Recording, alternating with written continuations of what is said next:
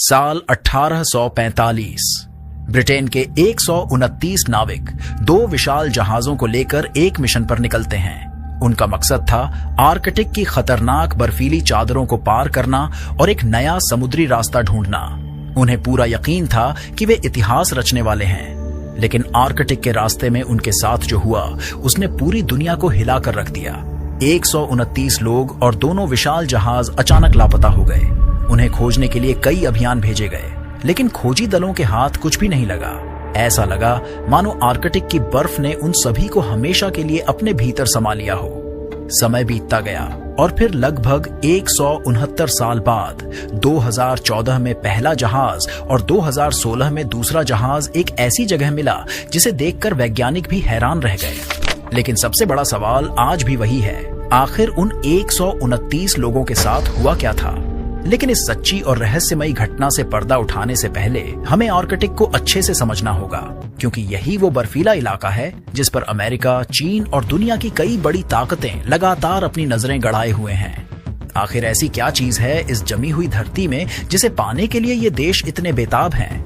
क्या आने वाले समय की सबसे बड़ी जंग इसी बर्फीले क्षेत्र के लिए होगी? और आखिर क्यों ये क्षेत्र पृथ्वी की इतनी महत्वपूर्ण जगह होने के बावजूद आज तक कोई भी देश आर्कटिक पर अपना स्थायी बसेरा नहीं बना सका? इन सभी सवालों के जवाब जानने के लिए चलिए चलते हैं पृथ्वी की सबसे रहस्यमयी, सबसे खतरनाक और सबसे अनोखी बर्फीली दुनिया की ओर। बहुत से लोग सोचते हैं कि आर्कटिक भी अंटार्कटिका की तरह बर्फ से ढका एक विशाल महाद्वीप है, लेकिन सच इससे बिल्कुल अलग है। दरअसल आर्कटिक कोई देश नहीं है, न ही यह कोई महाद्वीप है। यह पृथ्वी के उत्तरी हिस्से में फैला एक विशाल बर्फीला क्षेत्र है, जिसके ठीक बीचों बीच मौजूद है उत्तरी ध्रुव यानी नॉर्थ पोल। हैरानी की बात यह है कि जहां अंटार्कटिका के नीचे एक विशाल भूभाग छिपा हुआ है, वहीं आर्कटिक के बीच में कोई महाद्वीप नहीं, बल्कि एक विशाल महासागर है जिसे आर्कटिक ओशन कहा जाता है। इस महासागर के ऊपर साल के ज्यादातर समय बर्फ की मोटी चादर जमी रहती है, लेकिन आर्कटिक सिर्फ बर्फ और समुद्र तक सीमित नहीं है, बल्कि इसके चारों ओर कई देशों की जमीन फैली हुई है। और यही वजह है कि यह इलाका दुनिया के लिए इतना महत्वपूर्ण बन जाता है। अब सवाल उठता है कि आखिर यह बर्फीली दुनिया बनी कैसे? दोस्तों, इसे समझने के लिए हमें समय में लाखों साल पीछे जाना होगा। एक समय ऐसा भी था जब पृथ्वी पर न इंसान थे, न बर्फ की ये विशाल चादरें। उस दौर में आर्कटिक का मौसम आज की तरह ठंडा नहीं था, बल्कि उस समय ये काफी गर्म था। वैज्ञानिकों को यहाँ ऐसे पौधे और जीवों के अवशेष मिले हैं जो इस बात का संकेत देते हैं कि कभी इस क्षेत्र में घने जंगल और अनेकों प्रकार का जीवन मौजूद था। लेकिन फिर पृथ्वी की जलवायु धीरे धीरे बदलने लगी, तापमान गिरने लगा और उत्तरी ध्रुव के आसपास का विशाल महासागर साल के लंबे समय तक जमने लगा। हर सर्दी में बर्फ की नई परत बनती और कई जगहों पर पुरानी बर्फ बची रहती। हजारों और लाखों सालों तक चलने वाली इस प्रक्रिया ने आर्कटिक को धीरे धीरे उस बर्फीली दुनिया में बदल दिया जिसे हम आज जानते हैं। यहाँ की ज्यादातर बर्फ किसी जमीन पर नहीं, बल्कि समुद्र के ऊपर तैरती है। यही वजह है कि आर्कटिक लगातार बदलता रहता है। सर्दियों में इसकी बर्फ तेजी से फैलती है और गर्मियों में इसका एक बड़ा हिस्सा पिघल जाता है। यानी आर्कटिक कोई स्थिर बर्फ का साम्राज्य नहीं, बल्कि एक जीवित और लगातार बदलने वाली प्राकृतिक व्यवस्था है जो हजारों सालों से पृथ्वी के मौसम को प्रभावित करती आ रही है। इसके आसपास कई देश बसे हैं, लेकिन बेहद ठंड होने की वजह से इसके आसपास का इलाका खाली पड़ा हुआ है। इनमें रूस, कनाडा, अमेरिका, नॉर्वे और ग्रीनलैंड जैसे क्षेत्र शामिल हैं। इन देशों की जमीन आर्कटिक तक पहुंचती है, इसलिए उनका इस क्षेत्र पर विशेष अधिकार और हित भी है। लेकिन कहानी यहीं खत्म नहीं होती। हैरानी की बात यह है कि चीन जैसे देश, जिनकी आर्कटिक से कोई सीधी सीमा तक नहीं लगती, वो भी इस इलाके में अपनी मौजूदगी बढ़ाने की कोशिश कर रहा है, क्योंकि यहाँ की बर्फ लगातार पिघलती रहती है, जिसके कारण यूरोप, एशिया और उत्तरी अमेरिका के बीच नए समुद्री रास्ते खुल सकते हैं। ऐसे रास्ते जिनसे जहाज हजारों किलोमीटर की दूरी और कई दिनों का समय बचा सकते हैं। यही कारण है कि दुनिया के बड़े देश आर्कटिक को भविष्य के व्यापार का एक महत्वपूर्ण केंद्र मान रहे हैं। लेकिन सिर्फ नए समुद्री रास्ते ही नहीं, वैज्ञानिकों का मानना है कि आर्कटिक के नीचे तेल, प्राकृतिक गैस और कई मूल्यवान खनिजों का विशाल भंडार मौजूद हो सकता है। भूवैज्ञानिकों के अनुसार दुनिया का करीब 22% अनछुआ तेल और गैस का खजाना इसी बर्फ के नीचे दबा है, जिसे निकालने के लिए सुपर पावर्स के बीच कोल्ड वॉर छिड़ चुकी है। लेकिन इतनी दौलत और इतनी रणनीतिक अहमियत होने के बावजूद आर्कटिक ने इंसानों को हमेशा चुनौती दी है।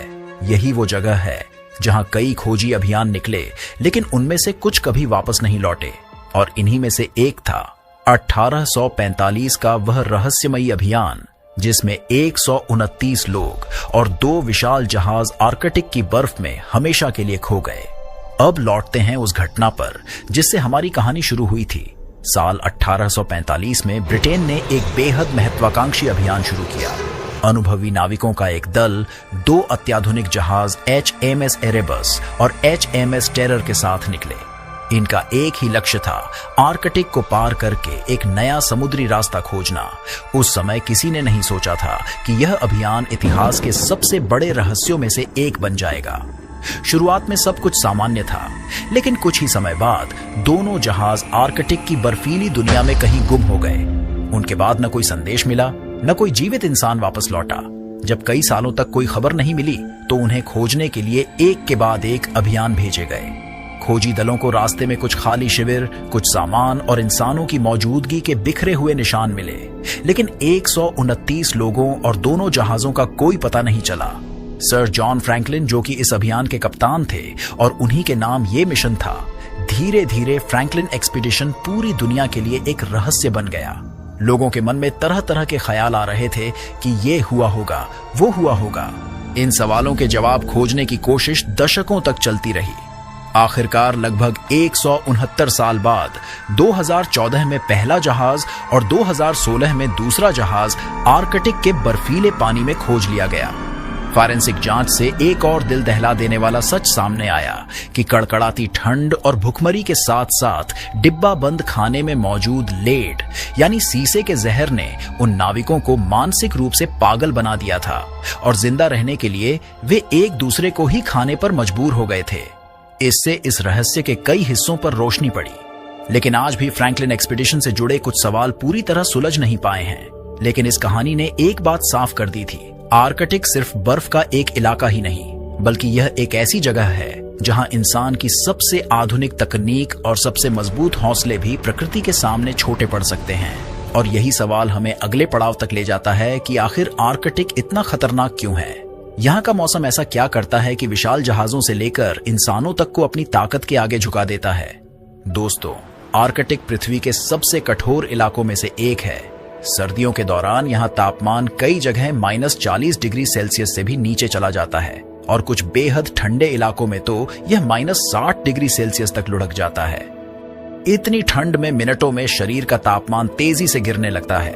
लेकिन सिर्फ ठंड ही यहाँ का सबसे बड़ा खतरा नहीं है।